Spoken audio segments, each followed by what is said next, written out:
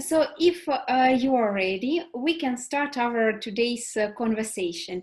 I will make a short introduction and then we will begin proceeding with the questions. Please feel to raise any points you deem relevant in this connection and share your experience. So welcome to our today's youth-to-youth conversation. Today I will talk with Sofia Caseiro from Portugal. She is a gender equality trainer, lawyer, actively promoting gender equality and youth participation, not only in her country, but in other parts of the globe as well. Today I will talk with a wonderful woman and very inspiring Aarushee Shukla from India. She is the gender equality advocate and gender journalist. My name is Karina Radchenko. I am the founder of PAIS. Our key purpose is to share experiences and visions of leaders in terms of sustainable development goals worldwide, in order to brainstorm solutions to our common problems faced by the world and to learn each other, to discover each other from these conversations and meetings. Sofia, Aarushee, thank you so much for joining. It's a deep honor, and we are looking forward to you sharing your experience and thoughts. Thank you for having me and for the invitation. I'm very happy to be here with you and to share points of view and experiences with both of you. Yes, I'm very excited to be a part of this discussion too. Thank you for having me. Thank you so much once again for joining. Today we will in particular focus on gender equality. What does it mean and how the youth generation can change the mindsets and stereotypes is this very complicated but very urgent issue, because unless we change the situation today, we will not expect significant improvement in the future. In some countries, like even the United States, which is said to be quite leading in terms of gender equality, it will take about 2,000 years if we will move with the same pace in terms of gender equality. So actually, a kind of quantum leap is needed. And to kick off our today's conversation, I have a question to both of you. How do you perceive gender equality? We shall probably start with the understanding of personal meanings and feelings. What do you feel when you hear this term, gender equality? To start, Sofia. Sofia. Yeah, I can start. Yeah, no problem. So for me, when we speak about gender equality, it's always important to understand, or I always think about how are men and women as different gender humans are seen in society. So all of our gender biases and preconceptions are inside, like we have it in our minds since we are little. We are raised in a certain line of education or of conceptions that it depends on our gender. So I think the main problem here is that from little we start to create our limitations because we are women or because we are men. So there is no equality in that type of education because of the concepts we already have as a society. And so that's why I think gender equality is very important to discuss and to implement.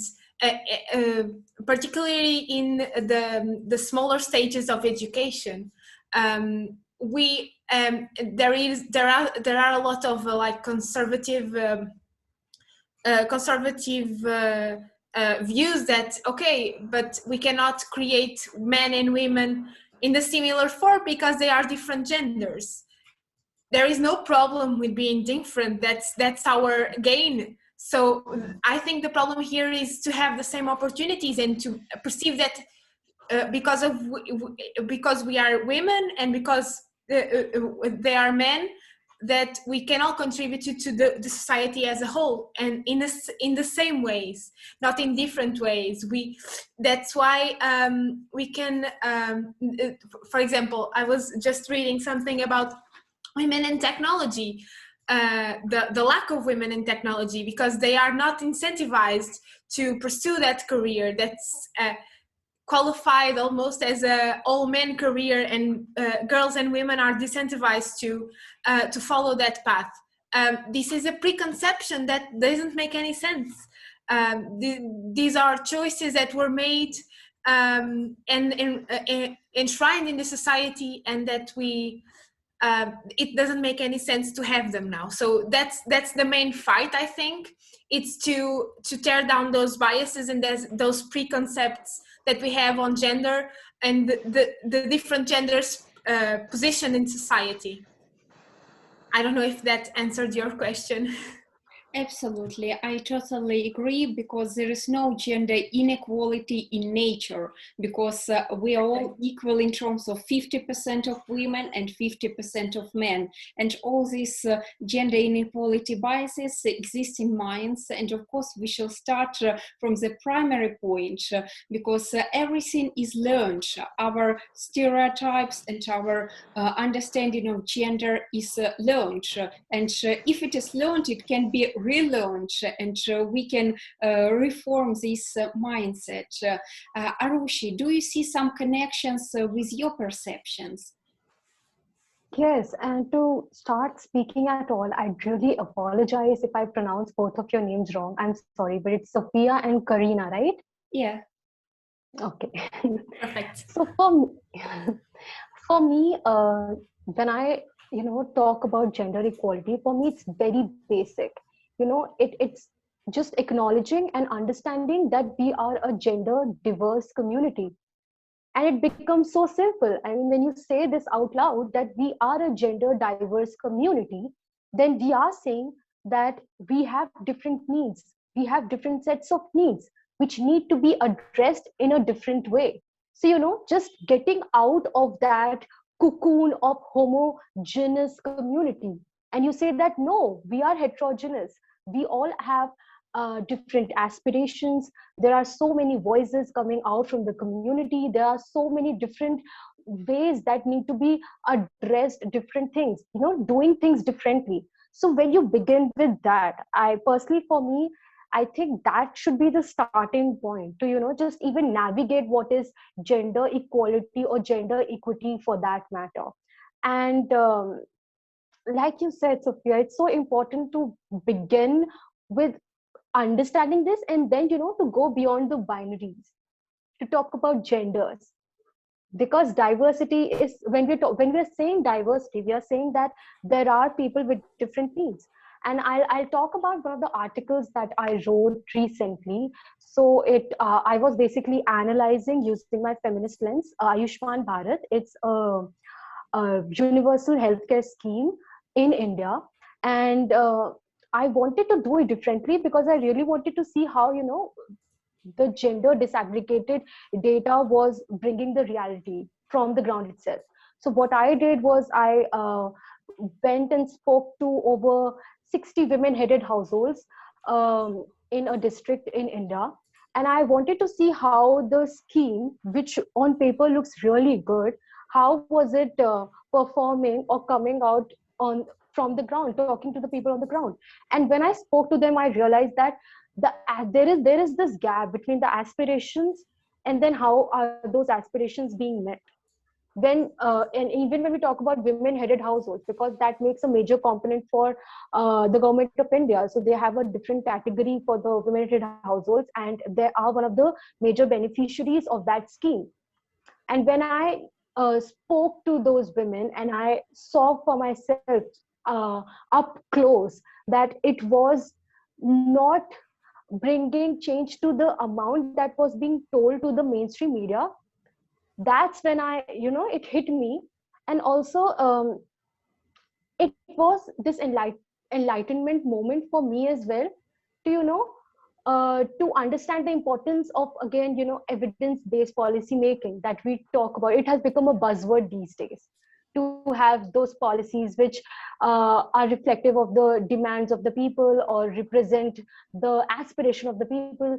So again, if I were to conclude what gender equality means for me, it is to acknowledge, to address, and to understand what is diversity, and that, and to just internalize this thing, that we are a gender diverse community, and therefore we have different needs and which need to be addressed. Absolutely, and diversity is our power to resist challenges as well. And I think it also, this misperception of gender equality in reality and was in mindsets come from this bipolar thinking of masculinity or femininity, because we are trying to characterize a person with only one of these aspects, but in fact we are all born, and in different circumstances we reflect both of these qualities, and in a person both of these qualities exist. And I recently read a book, some set of aphorisms by Nietzsche, and he wrote that when a man sees masculinity in a woman, he runs away. And when a woman sees no masculinity in herself, she runs away. So without masculinity, from the one hand, women cannot be so energetic, so efficient in different fields as they would be. And from the other hand, with masculinity, it's perceived rather wrong. So probably we shall free ourselves from this bipolar thinking. What is your opinion on that? How to remove this stigma of bipolar thinking? I think that's a very interesting question, and like I would like to pose another one so we can reflect upon this. We have certain characteristics as a society that we input in men and women differently, because we are different genders. But for example, if we say this person is emotional, you probably will think about that person as a woman, and that's the other problem, along with the opportunities that don't exist for both genders equally in society. That's the other problem. It's that both genders cannot express themselves as people without having this stigma. So when we say, okay, this woman this woman is a leader, or this woman is very assertive, she's not thought about as assertive or a good leader. She's thought about as like a frustrated woman because she came to power, and there is another set of conceptions about women that are leaders and how they got there, probably because of their competence, but in society the eye that sees that, it's not the same. So one thing that I think we should fight is those characteristics, those emotional and physical characteristics that are input to men and women. So I don't want to say to my child that's a man or that's a boy, okay, you cannot cry because that's a girl thing. This will take a lot of education from our part as the new generation of parents. But it's something that we should do, like to educate our children not to separate this type of characteristics from men and women. And I think that's very important. We have all of those characteristics, and that's not, me being assertive doesn't make me less of a woman, and a man being emotional doesn't make him less than a man. So this is the type of bias that exists in society that we have to change, and that I think our generation has a very important role on that, to talk about that and to raise our children differently. Yes, and adding to what Sophia you said, uh, I think this was one of the reasons, Karina, that's why I started this space on Instagram of critique and create. It has this very basic mission and vision of, just critiquing anything and everything and not taking things at the face value. Because personally, I feel that once you start doing that, that's when you develop a critical lens for yourself, and then you start unlearning and then reprogramming and restructuring things around you. And like Sophia said, that we really need to start from ourselves. How are we going to imbibe all these changes? It's going to be very hard. I remember this conversation that I was having with my friend the other night, and I said something on a very stereotypical conventional lines, and then I realized, oh my god, my conditioning kicked in, that why am I saying that? I cannot say that anymore.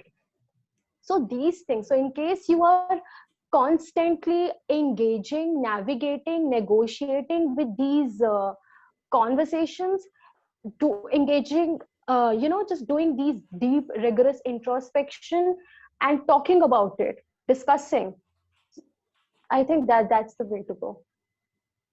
We shall focus on dialogue because evidently we all have to be want to be happy, we all want to be secured, we all want to realize our potential, our dreams, both men and women. And when we sit around the table, we can clearly understand what our basic needs, and then we can in most cases see that we just articulate these needs differently, in different manner, probably in different language, but in fact they're all about the same, the universal qualities of humanity that shall drive us ahead of changes in this world.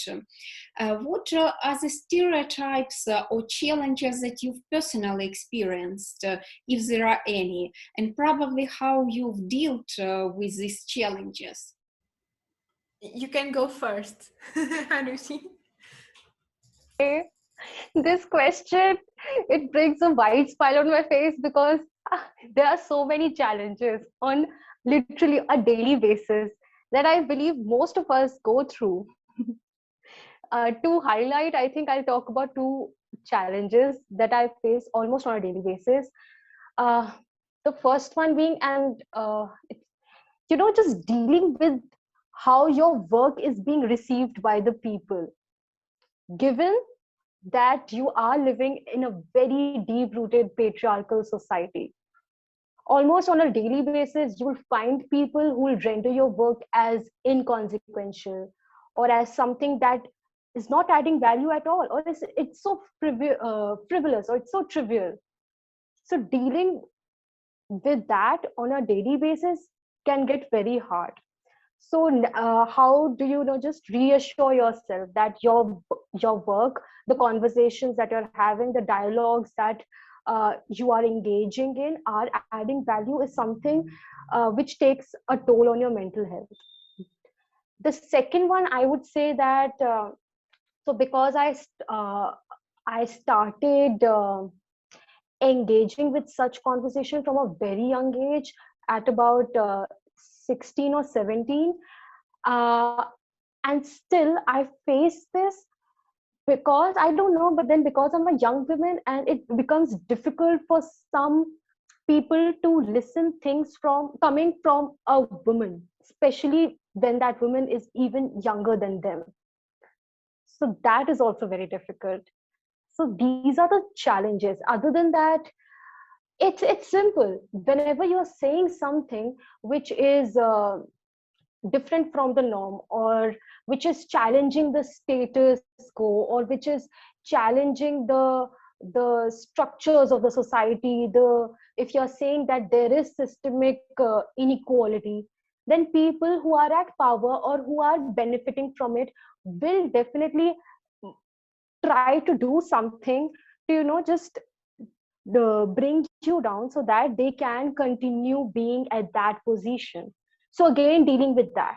So again, a challenge which I feel is that just creating a very strong sisterhood.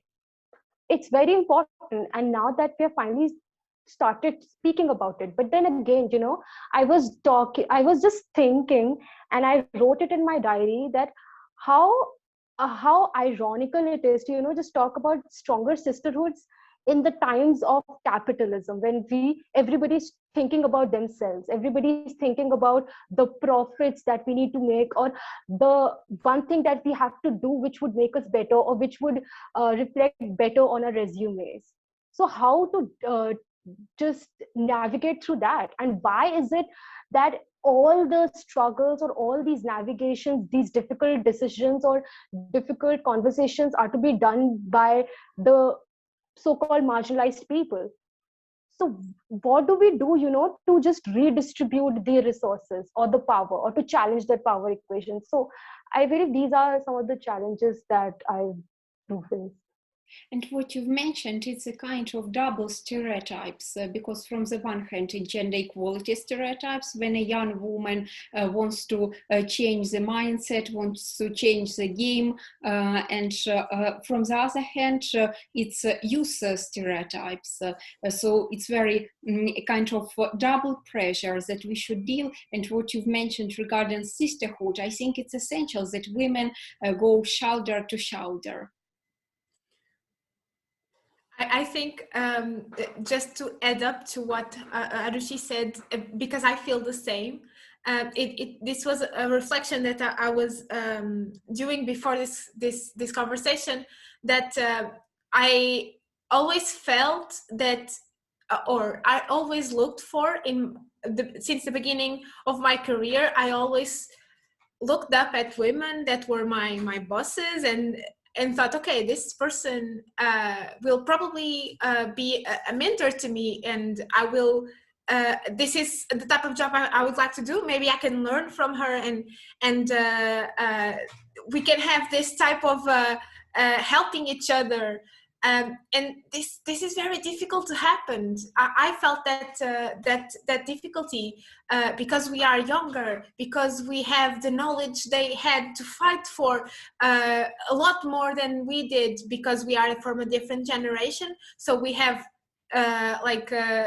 the quicker access to knowledge, and probably, for example, in technologies we are more proficient. So there is like a competition between women that are already in power and younger women that have the potential to get there but are still in the way too. But I didn't find, until very recently, I didn't find anyone that was open enough to want like my success and to really advise me on this. And this is a very big problem, I think, because we have to fight. It's like you said, we have a double bias. We are women and we are young, and then we will have to fight not only to get to be inside a world that was created by men, or that moves forces with men on top, but we also have to fight with the women that already are there, because they had, and this is, I'm not saying that's not legitimate in their end, because I understand they had to fight a lot harder than we have to get there, to be on top. So they feel threatened with our capacity to get there quicker. And it's legitimate, but that's when we have to start changing our point of view. It's like, okay, if I help these women, these young women grow, I will have more success in my work, because I will have her help. And this is the type of construction that we are still struggling with. I feel this difficulty. And also another difficulty that I felt personally, but that my friends felt also. I have several testimonies from friends. This is a very cliche struggle that we have, is on job interviews. The question, do you want a family? Do you want to get pregnant in the next two years? We don't feel like hiring someone that will have a baby in the next 2 years. That's not very good for us. And this is, we are, oh, I think Aarushee is down. Probably something with the internet connection. Yeah. Maybe we wait a bit. Yeah, probably she will rejoin. What you've said, it's very meaningful, as I also feel that this kind of partnership between women in power, who are today women in power, and future young leaders should exist, like a kind of role models, a kind of mentorship and cooperation. Just a moment, Aarushee wrote something in the Facebook. I will write that we are waiting to rejoin.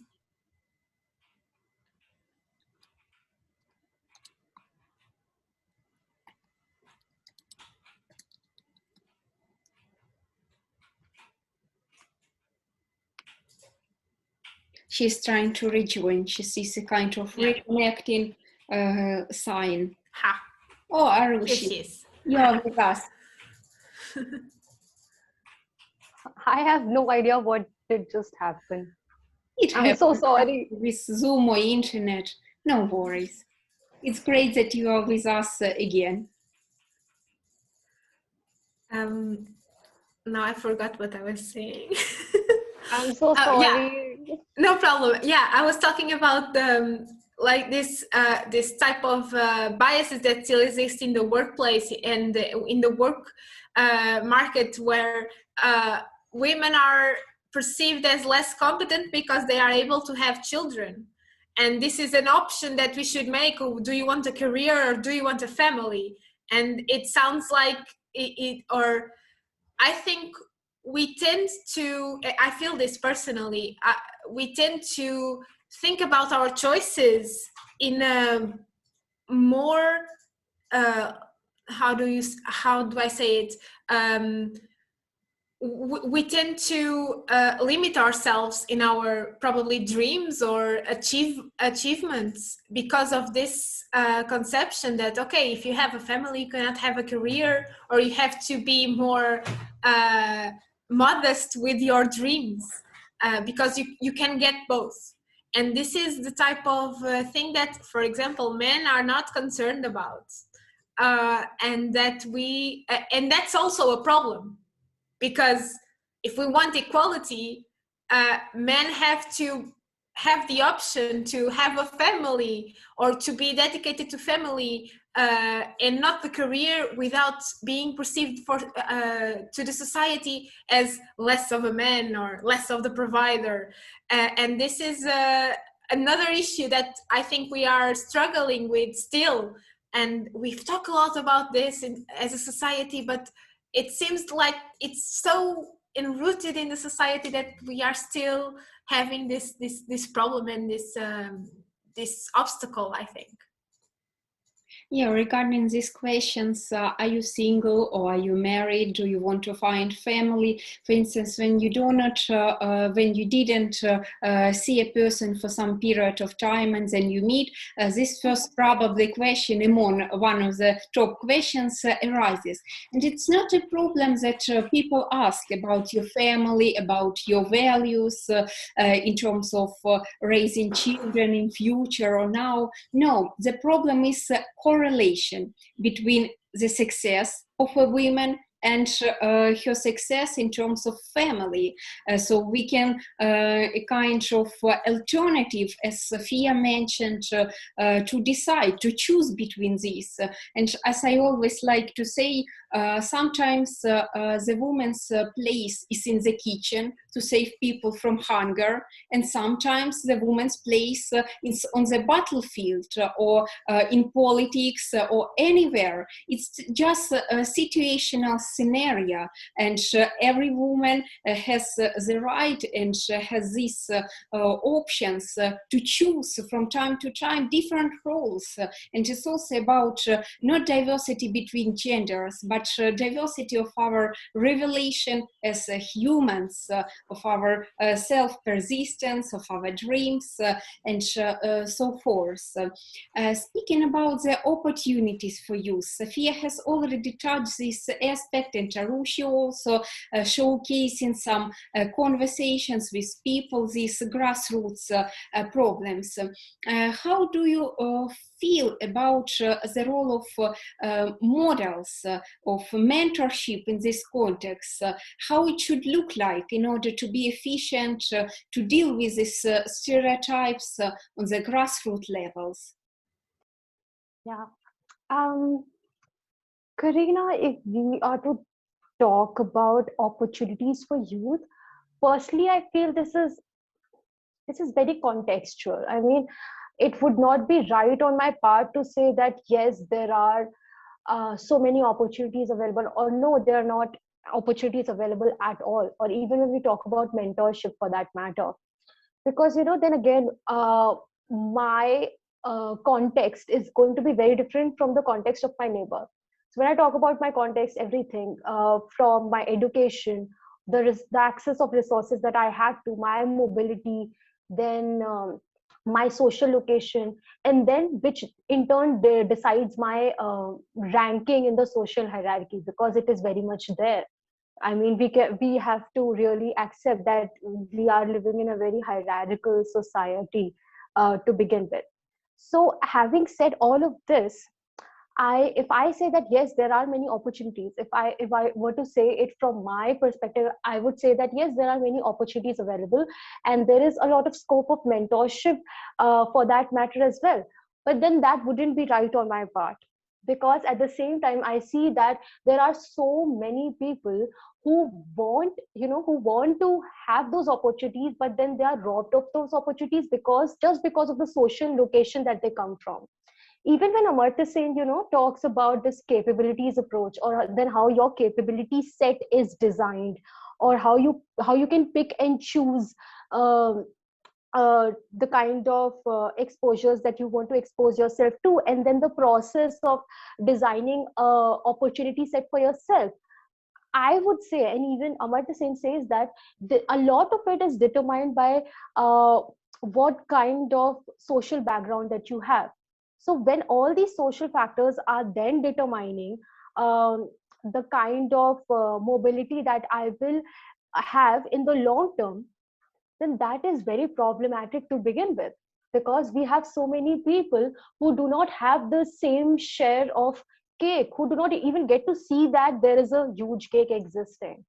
So we really need to first of all tackle that, because until unless we have a level playing field, it would again, I would go back to my point, which Sophia reiterated, of having sisterhoods, but then again to see that how to navigate through that sisterhood, and how to have those sustainable sisterhoods wherein people are actually willing to help each other and to co-create spaces for themselves, and not to just get occupied or to get consumed by this capitalist way of thinking. So once we get past that, that's when the role of mentorship plays in, because mentorship is something which means when you're when if I have a mentor, I'm saying that person is going to help me in reaching a place or a position that I always wanted to. That's a very big task, and if I'm trusting somebody with that, then that's a huge commitment and an investment, a big investment that I'm making. And when we have those mentors who are ready to redistribute the power, who are ready to imbibe that feminist practice, even mentorship, if I personally feel that we need to marry this concept of mentorship and feminist practice, because feminist practice is simply saying that you keep the voices of the people in the center, and you make sure that you're not robbing the people of their agencies, which means that you're not hijacking the space. You are a mentor, you are just guiding them, but then you cannot hijack and say that let me do it for you. No, tell them how it can be done, give them alternative course of actions, and then let them explore and let them do what they want to do with that opportunity. So once we do that, I think that will be really nice. And what you've mentioned is also a kind of decentralized sisterhood, when it's not like a bottom-up approach of having mentor who will, as you mentioned, try to do your career instead of yourself, but it's also about learning from each other and raising together. Some people share knowledge in one field and other people share knowledge in other field. So it's very meaningful when used to use also become mentors to each others. Yeah, I think this is a very interesting point of view that you have, Aarushee. And I also think it's a very, might I say, like a very different from culture to culture. Because, for example, here in Portugal, I don't feel that we have that type of support from like intergenerational support. There is like, as you said, like our social ranking, our characteristics as how we grow up, we enter a certain path, and that's set. There is no type of okay.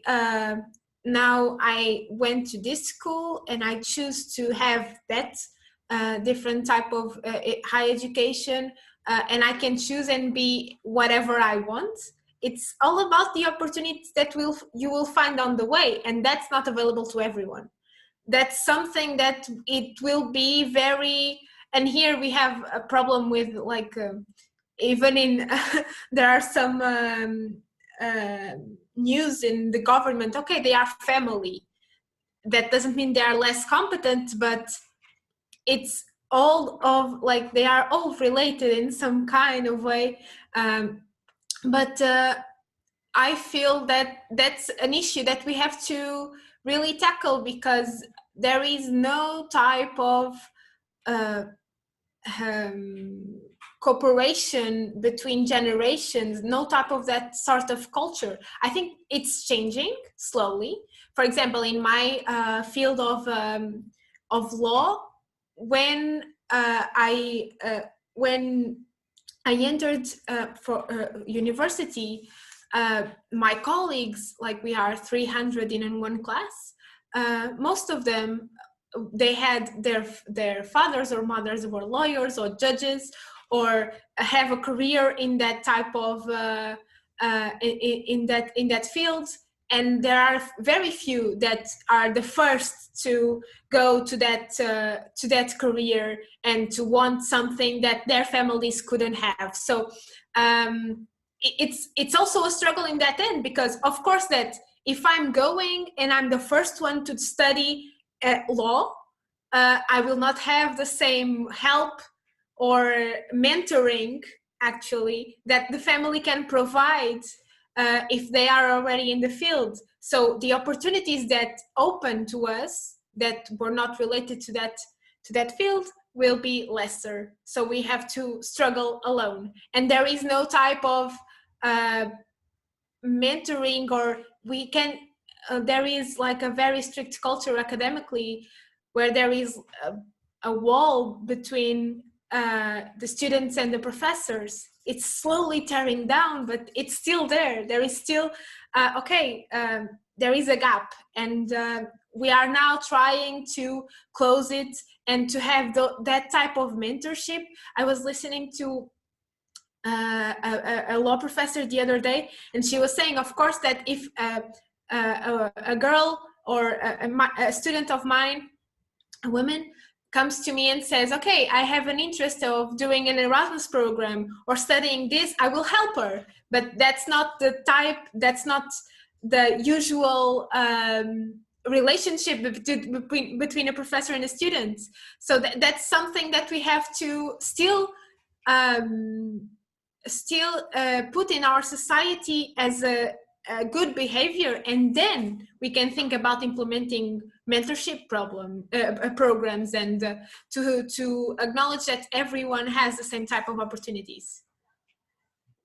Based on the examples that you've highlighted regarding this teacher that she helps, but it's not the usual practice. Here we come to the problem or challenge of generalizing our assumptions.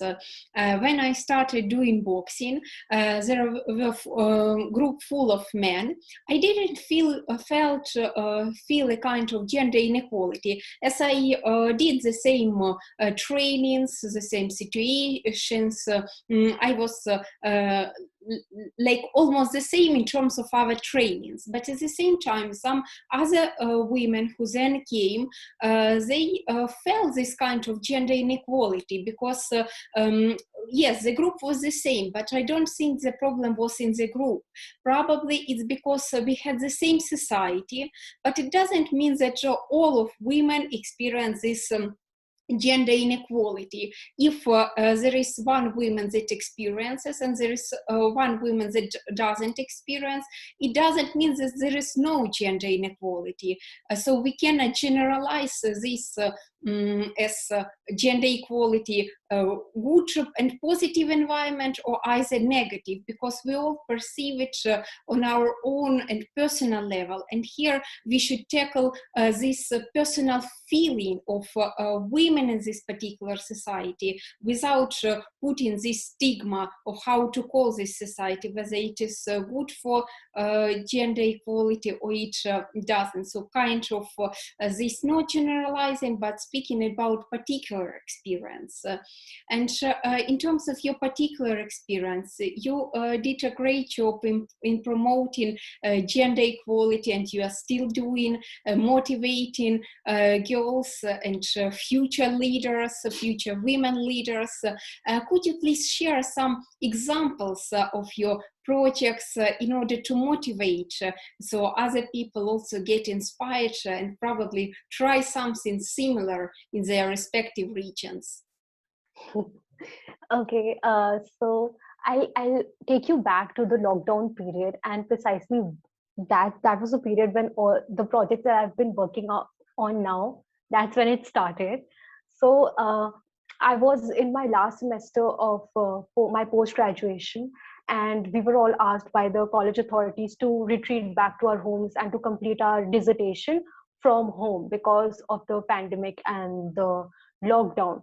So I had to come back, and I was writing my dissertation, and I was so when you're in the final stages of writing your dissertation, you uh, go back to the conversations that you have had with the participants of your research work, to just so that this was what I did, to make sure that their voices and their sets of demands were being addressed in my research paper.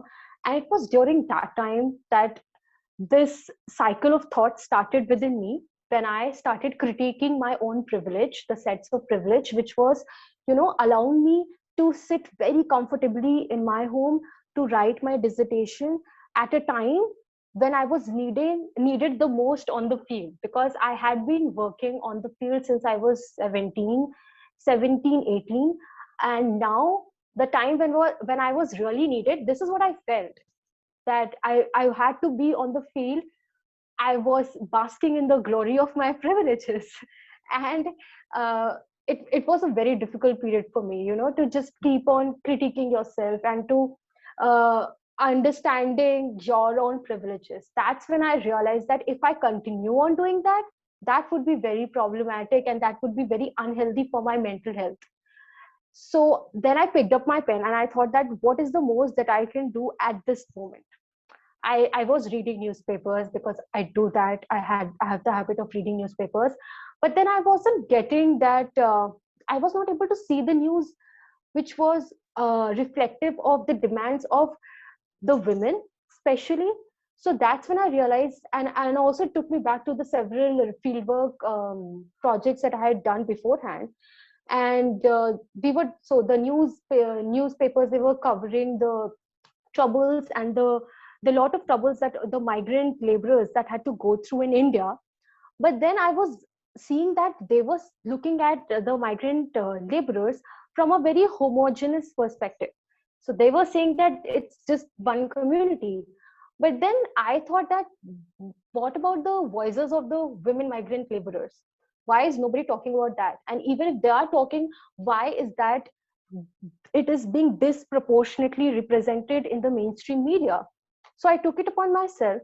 I spoke to some of the women migrant laborers that I had worked with previously, and then I weaved this piece, which was, so this was my first piece that was published. Then I kept on writing because I thought that this is something which is adding value and which is, you know, bringing voices from the people, uh, quote unquote, the invisibilized voices, and it is giving space to the people who are not being represented well at that time. Then I wrote about how the response of the government was neutral when the pandemic's impact was so intersectional. It was affecting everybody differently. So I wrote about that. Then the new education policy of India came into picture. So I wrote about that, how demand and supply of education is not being matched properly. So while I was writing these articles and they were being published in the newspaper, I thought that I have to expand my I have to really expand. I have to reach out to more and more people, because I was very well aware that there are a major chunk of people who don't even read newspapers. So how am I supposed to make sure that I'm reaching out to the last person, especially youngsters and people of our age who really need to talk about these things and discuss? That's when I created a space on Instagram which goes by the name of Critique and Create. And the basic aim of that space is to talk about, engage, discuss issues that are not spoken with much needed zeal and fervor, and at the same time, you know, just not limiting yourself to critiquing it, but then also actively brainstorm and come up with solutions on how you can address it. It could be at a very basic stage, but then I really want people our age, and everybody for that matter, to not just critique anything, but then also to, you know, just think about the solutions. So that's how it happened. And other than that, I'm also designing a gender sensitive training manual for the project Articulating Women, and it will have this multicultural, multi-ethnic application. It's a huge project. I'm working with the team, and I'm not sure when it will be completed, but then I'm really excited about it. That's amazing, Aarushee. I'm nowhere compared to that, but I feel like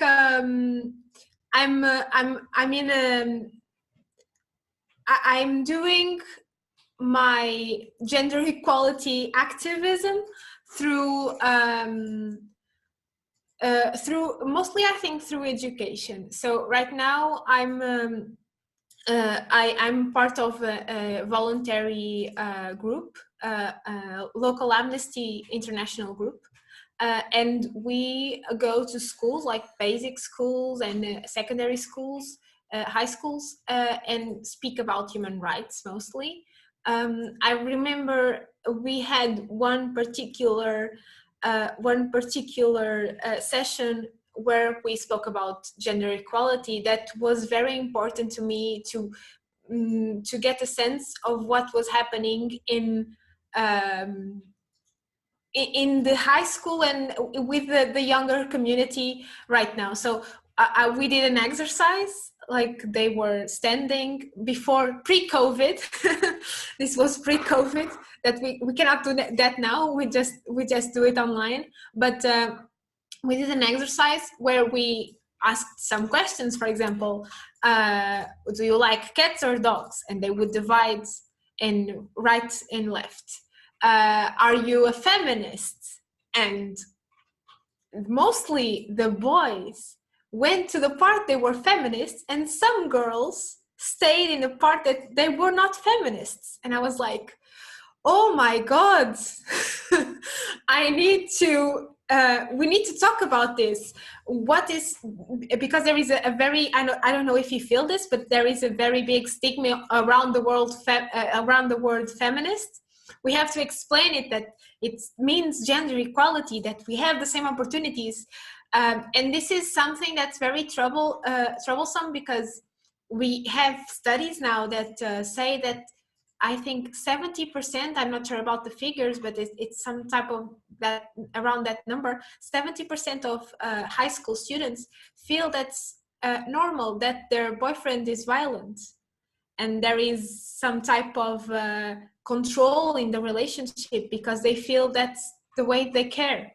And this is very troubling for this, for me, and to understand the type of work we have to do with that generation. So we are working on that in this group.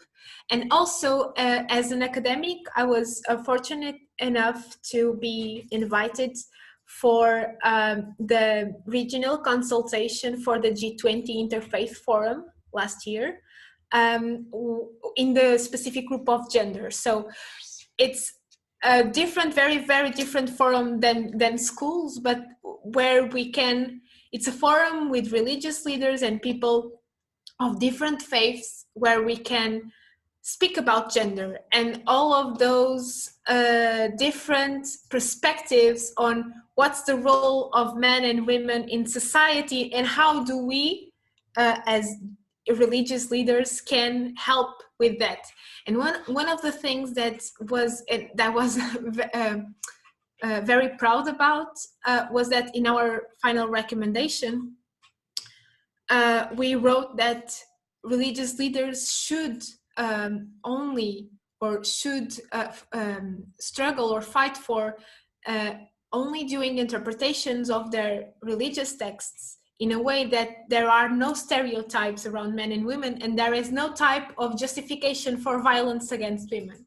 And this, I think, is very important because there is a growing conscience of there are texts that are misinterpreted and they are not current, and that we have to talk with those communities and try to implement these values, these equality values, in the different types of scenarios. So this is a work in progress. The next G20 Interfaith Forum is taking place this year in Italy, and we are still talking about gender. And I think that's very important in this world that we have everyone involved, every type of community involved, because either we want it or not, religion is a very big part of the society. So if we have religious leaders talking about this, I think it's a very big push for our agenda. Just very impressive. I wish good luck with both of your projects. They are so multidimensional and have really great large scale in terms of its impacts. As Aarushee mentioned when she started communicating with people, how this project would be evolved in this future. And it really means that all contributions matter in different perspectives and in different fields as well. As of course the role is of religion, as Sofia mentioned, we shall communicate because the final goal of all religions in this world is to disseminate love, as it was intended to be, disseminate love, compassion, peace, and tolerance to each other. And it should never be interpreted in a way that is somehow discriminative towards some group of people, as evidently love means acceptance and love means compassion and tolerance. Sofia started also talking about the aspect of feminism, and it's a bit of negative connotation. I'm just reminded of a well-known TEDx talk of Chimamanda Ngozi Adichie, Why Should We All Be Feminist? I think all of us have watched it, and at the beginning of her piece, she even didn't know this word feminist, and she had to look up in the vocabulary, and it was just written, it's equality on all the levels, economic, social, and other levels. levels. And then through doing her way of happy feminism without this stigma, she understood that it's good also for men. And why should men be feminists? First of all, because this misperception in terms of gender that men should be stronger than women leads to a kind of negative consequences, not the least gender-based violence towards women, which is enormous problem for all of us, especially in times of pandemics. We have the numbers which are just shocking, and we should move forward towards eradicating this mistake also through raising men in a spirit of equality, and so they would stand for women. And there are lots of men standing for women as well, like he for she campaigns and many others.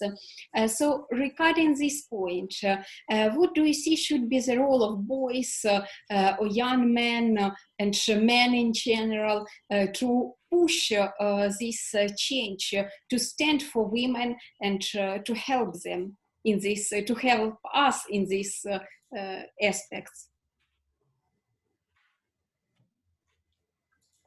Should I go? Okay. um, Karina, there is no one way that they can actually, contribute. And also it keeps on changing. Not changing, actually. I think if I were to put it in one word or one phrase, I would say constant engagement. And, and just going beyond doing these piecemeal things that, okay, I'll wash the dishes today, or I'll cook this one meal today, and that I'm sharing the responsibility and I'll do this for, I help. just one. Yes. To go beyond that and to understand, internalize it within yourself, that if you're talking about, suppose, household economics, for that matter, household work, or you're talking about the work, everything that is done within the house, it has to be a shared responsibility. So, it's, if how boys, men can be a part of the feminist movement, I would say restructure, reprogram your brains. I wouldn't say that just talk about it or just have discussions. No, please restructure your brain, reprogram yourselves, because until unless, we bring these behavioral, attitudinal shifts, and internalize these things, that, okay, if you're talking about household work, it is something, a shared responsibility, which means that you have to do it and I have to do it too. And to, just break ourselves free from this heteronormative patriarchal system that we live in. So it's going beyond just patriarchy. So the heteronormative patriarchy, talking about that. And then also for men and boys to acknowledge that although they benefit a lot, I wouldn't say that they do not benefit from patriarchy, because they do, of course, they do benefit a lot from the patriarchal structures. But then patriarchy is also adversely affecting them. Like Sophia said in one of our discussions, how they should also, have this choice of what they want to do, whether what kind of career choice that they want to have, and to have their own definitions of whatever gender, or if they do not want to conform to any genders. So just constantly engage and discuss, and to go beyond that as well. Restructure, reprogram your own self, because this is something which we just don't need the women of the community, or people, even going beyond the binaries of the genders, because we really have to. So the marginalized genders do not just have to do this, but then the men, the heterosexual men, the boys, they also have to really just reprogram and just. I think that's very interesting, Aarushee, what you said, because I think that reprogramming is very, very important. I think also that we have a role as educators to instill that no non-gender characteristics in boys. For example, I remember having this discussion, I think with my mother or my grandmother or something, that I said, okay, so I know how to iron, I know how to do my laundry, but my brother was never taught those things. And we are taught to not be dependent uh, of a man, both financially and in the household. But the men are not, the boys are not, educated that way, to be independent of a woman in the household. There is somewhere, there are all of these preconcepts of what a good wife should be, and how are you, oh, you can cook a meal, now you're ready to marry. This is I think the reprogramming is not just for the boys and the men, are also for the women, because we have these preconceptions ourselves. So it's a fight on both sides. And other thing that Aarushee said, that is very important, and I find that's very important, it's the acknowledgement that not having these preconceptions about gender will benefit both men and women and society in general. Because that type, for example, I am teaching a family law class in a social service higher education course, and they are mostly women, because social service is still a career that it's not viewed by society as a man's career, because they are there to help someone in a difficult situation, or to support people. It's a caring career. So that's not very coherent with our perception of the man's characteristics. So probably there are men that have the talent to do it, but they don't do it because it's not perceived well by society. Because parents would prefer to have a son that's an engineer than a social worker. So this equality and this feminism is very important, both to men and women, and to everyone, that it's not in those the binary form. And I think that's a fight that we still have ahead of us. And then it's not going to be easy. But as I say, every time I go to a school, it's the next generation's responsibility to educate their children for this equality, I think. Actually, so moving from this bipolar thinking into a more innovative and more comprehensive one. So we will see this world as a whole. And as for the household, one of the pressing issues in terms of legal changing is about paid household work, because women are doing enormous work which remains unpaid, and for many countries this question is still not regulating. So this double pressure between career, between this household, and if we calculate the hours, it translates them into amount of money, there would be enormous sum, and it's like just a kind of exploitation. It may turn in a kind of exploitation unless there is a partnership relations, as Aarushee mentioned. So both from the spouses contribute, and then it's equilibrium, and no one is unhappy. It's how it should be. Speaking about legal aspects of promoting this gender equality, not there is a kind of positive discrimination like quotas, when we have a certain fixed percentage of women in the parliament or local and regional governments. How it works in your country, whether it's sufficient, or there are some practices that you would like also to share probably in this connection. Should I go first, or do you want? Okay. So Karina, we have the world's lengthiest constitution. India has world's lengthiest constitution. I'm very proud of it.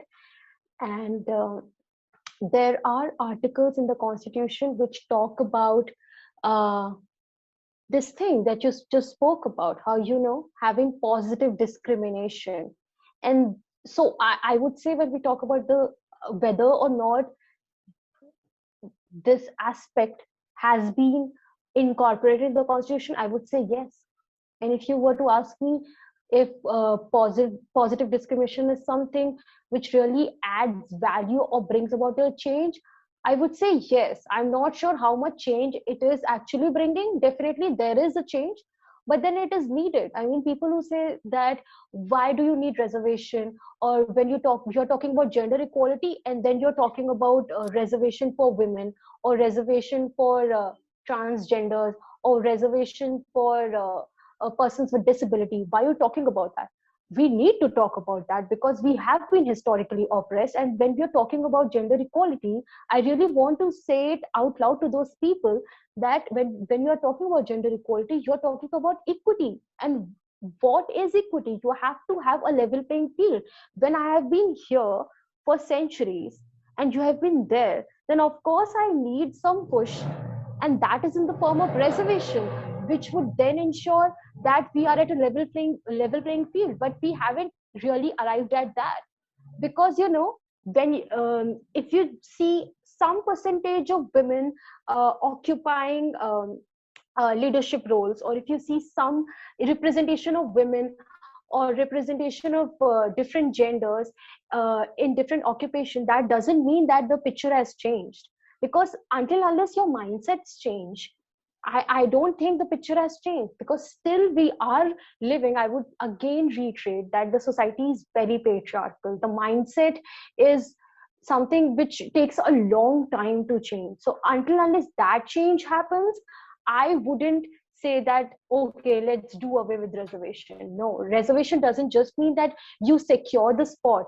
It also means that the space that you're sharing it with, assure, acknowledge, understand, and share this shared belief, have this shared belief that you deserve that space, and that you worked hard for it, and that you really need to be a part of the space. So this is what I think. And also talking about laws, because you said that whether we have laws. Yes, we do have laws in India, and there are with changing times. So when we talk about the constitution India, so it's not just it's not a document per se, it's a living breathing book. So which means that with change in times, we also see that laws are being changed, because people are being vocal of the demands. So things are changing, again I would say, reiterate, and that is being reflected in the how the law is changing, or how the economy is changing, and how the political scenario is changing. But it's just that this is not the kind of pace that we hoped for, and we really want things to, the change to fast enough, and things to take a bigger, better picture. Because despite having those changes in the law or politics or economics, not much has changed, especially the mindsets.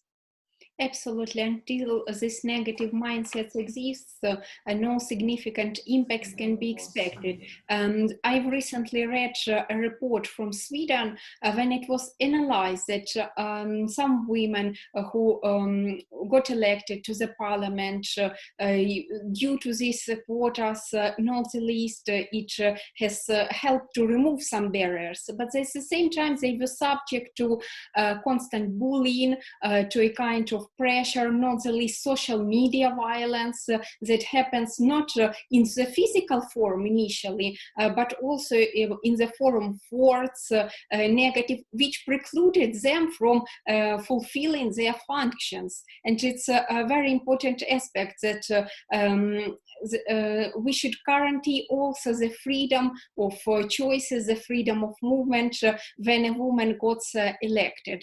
Just a kind of comment on this aspect. Sofia, please. This is a very, very dear topic to me. Let's see if I can say everything that refer to what Aarushee said, that I think is very important. So the first thing is, in Portugal we have a parity law. That means that every list that's presented to our parliament has to have at least 30% of people from the different gender as the majority. So if there is, for example, all women list for the parliament, there has to be 30% of men, and the other way around. Last election, there was some movement of some parties that did a 50-50 list. This is working. This is working on the formal representation. I'm not sure if it's working as a real representation. So what I feel is that women are put into the legislator spot, so in the parliament, not as women, but as a part of the system. And I'm not 100% sure that they have the space to take their characteristics as a woman and implement them in the law. And I think this is the key. So we want equality so that everyone is heard. But if we don't give the space for women to have, for example, a more caring understanding of the other, or these are characteristics that are theirs because they are mothers and they are educators and whatever, they have some input to the law that it's not strictly what the men used to say and do. So I think this contribution is still lacking. They are there, but they are active, but they are active as the majority of men want them to be. And this is a reflection that I think it has to be continuous. And I try to look to, for example, law proposals on health and education, and to see how women are involved, what are their contributions, and to really understand if the women are being listened to, or if they are just doing their job as the party wants them to.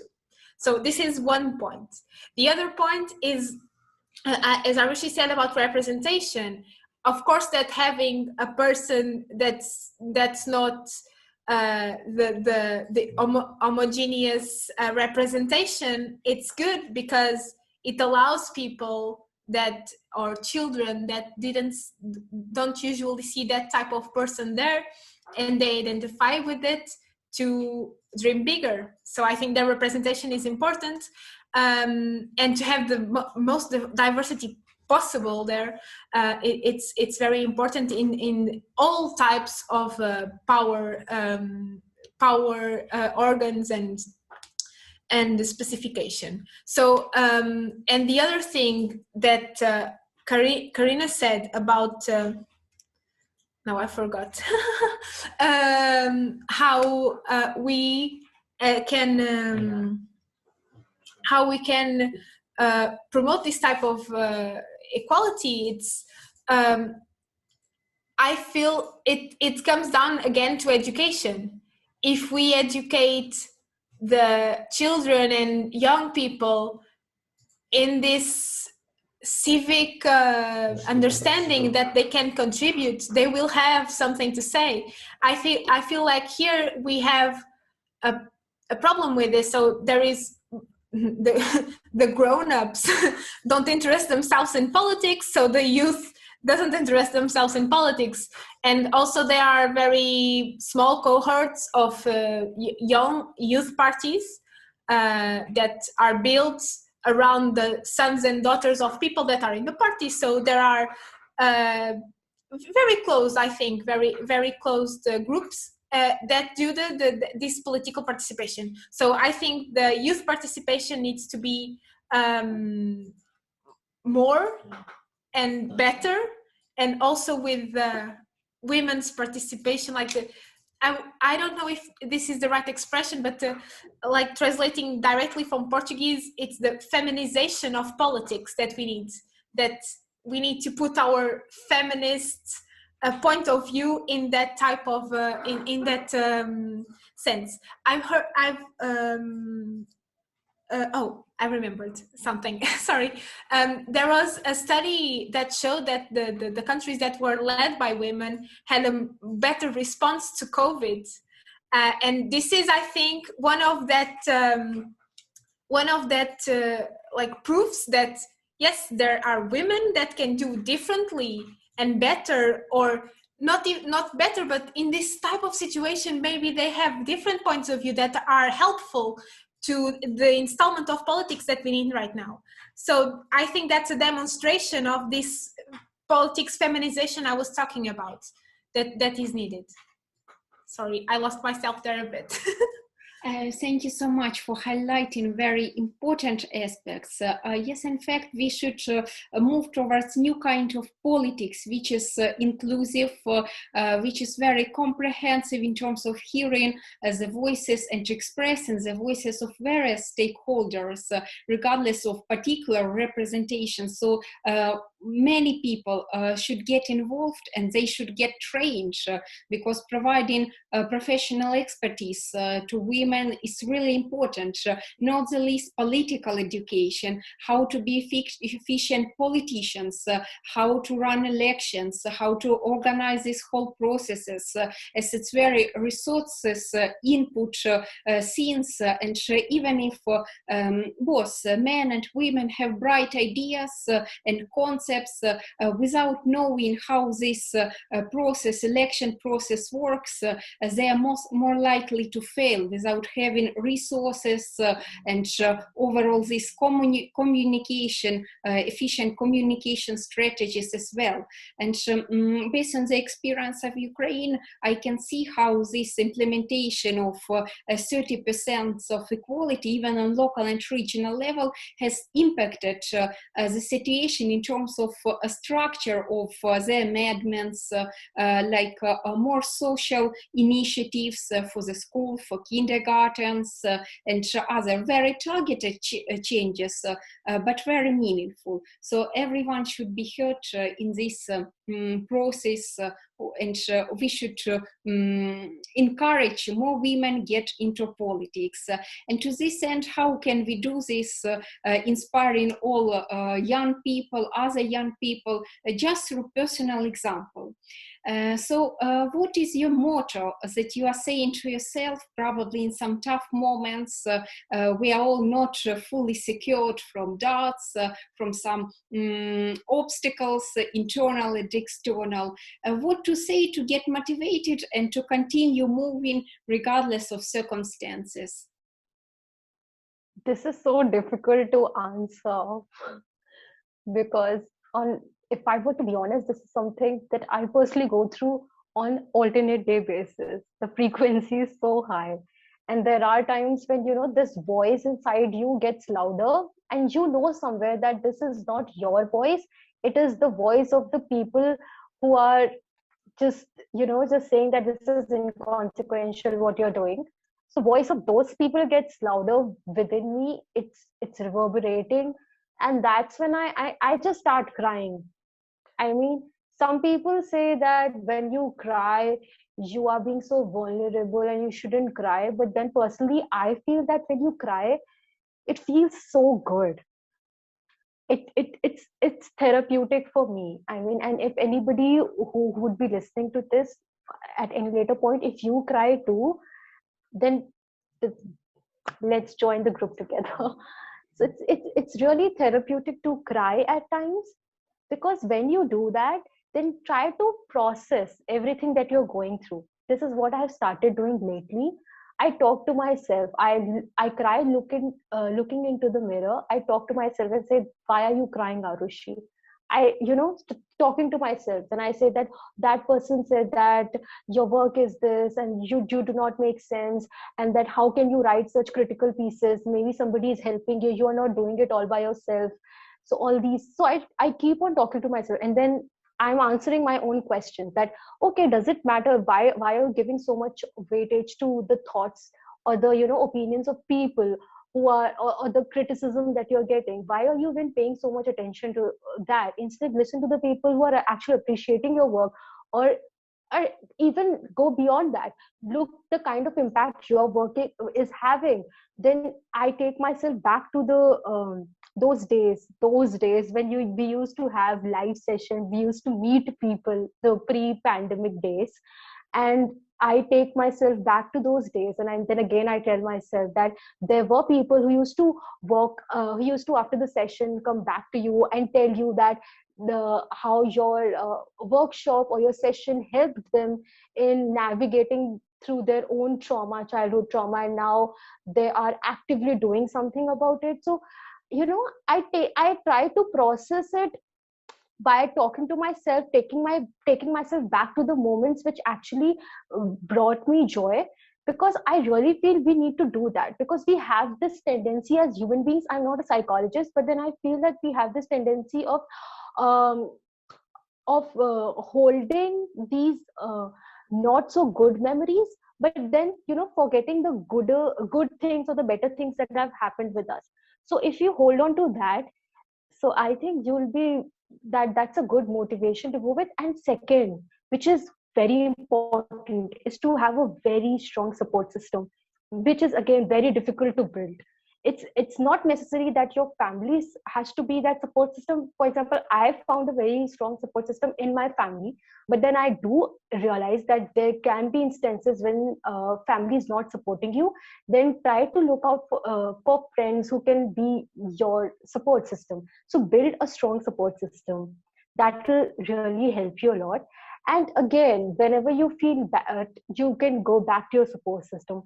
And other than that, if it gets too loud, like I say this always, but then listen to You Need to Calm Down by Taylor Swift. Thank you for this wonderful motivation. Some of the practices, I think they should be implemented and they're really efficient, probably even from our experience of support team, of listening to ourselves first and then understanding whether we are right or not. That's a very helpful listening to You Have to Calm Down like Taylor Swift is the best advice. I don't listen to You Have to Calm Down. I listen to Taylor Swift's anthem. I'm not sure about the name now, but she talks about how we are strong and we are going to make it. So that's my go-to. But yeah, I think what Aarushee said about our support system is very important. And also what I do is I have a wall of nice messages. So when I feel down, I go there and see what other people wrote to me and I feel better. But I think it's important that we celebrate everything we do.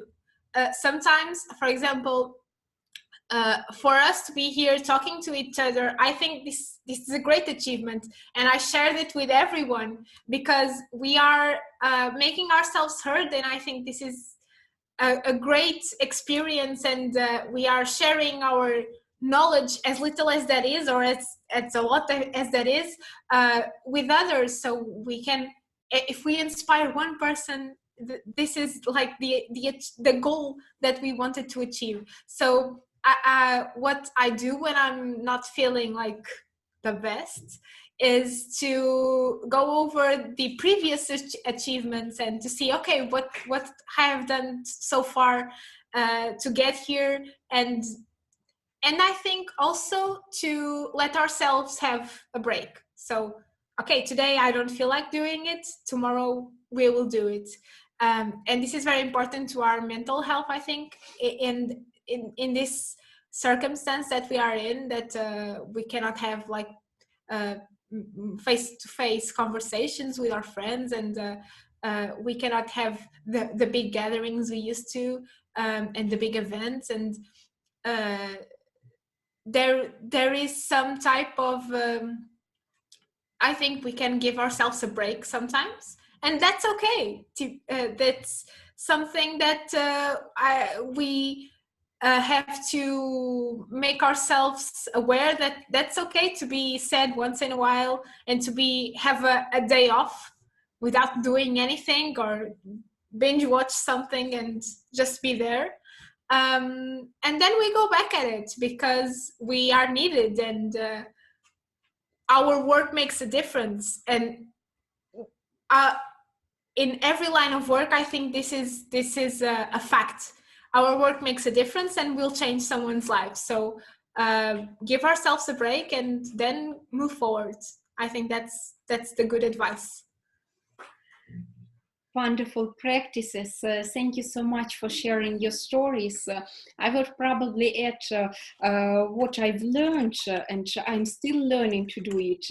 Most of women, and especially young women, are perfectionists. We expect that we should be perfect. So probably it's also meaningful to give ourselves the right to have a mistake in some circumstances. Like when we are given this right to mistake, we are not so vulnerable to try and to do our best. Okay, I am adjusted to any scenario and I will move forward. I understand internally that I am right, but at the same time, I will not give in, even if this particular project or something else would not be so successful as I expect. So probably there is also the work with our expectations to be more efficient, even much more than we've expected. It works a kind of this. And also to be adjusted to this criticism. I like the statement of Margaret Thatcher that even if you learn to go on water, people would say, why he or she is not swimming? So it's very important to understand that all great things will have a kind of criticism, and just to resist this criticism, we shall understand that what we are doing internally is right. It's just natural that we accept different views and critics as well. And I hope that we all will be a kind of support team to each other, and I hope that it's our first, but hopefully not the last meeting in such a team to discuss the particular practices, particular changes in our projects probably, and just to share some of experiences again. Thank you so much for this wonderful conversation. Thank you so much for having us and for sharing all of this. This is very inspiring to me. Thank you. It was so nice talking to you both. And Sophia and Karina, you both are great human beings. You're also. Thank you so much for your great, what you're doing is just great.